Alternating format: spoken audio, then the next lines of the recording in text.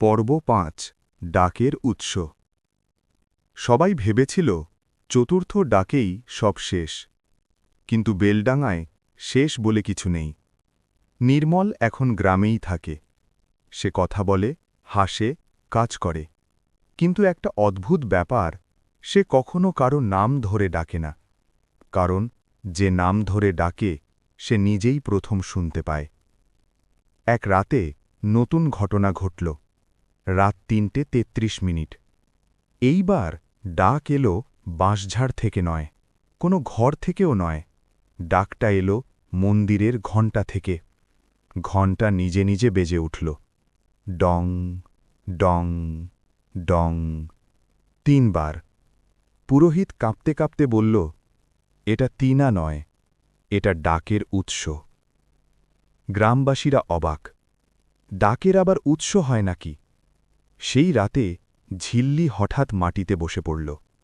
তার ছায়া এইবার আর উল্টো নয়, ছায়াটা আলাদা হয়ে দাঁড়াল। ছায়া কথা বলল, তিনাকে ডাকতে হয় না, ডাক জন্ম নেয় মানুষের ভয় থেকে। ছায়া জানাল ভয়ঙ্কর সত্য, তিনা চুড়েল প্রথম নয়, সে ছিল শুধু দরজা। আসল শক্তি হল মানুষের মনে জন্মানো ডাক শোনার অভ্যেস। যখন কেউ ভয়ে ভাবে, যদি কেউ ডাকে, ঠিক তখনই ডাক জন্ম নেয়। পরদিন সকাল। গ্রামে কেউ হারায়নি, কিন্তু সবাই অভিযোগ করল তারা নিজের নাম শুনছে দিনের আলোতেও।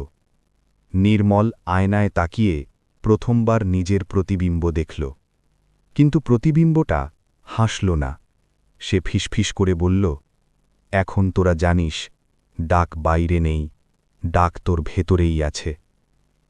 আজ বেলডাঙায় নতুন কথা চালু।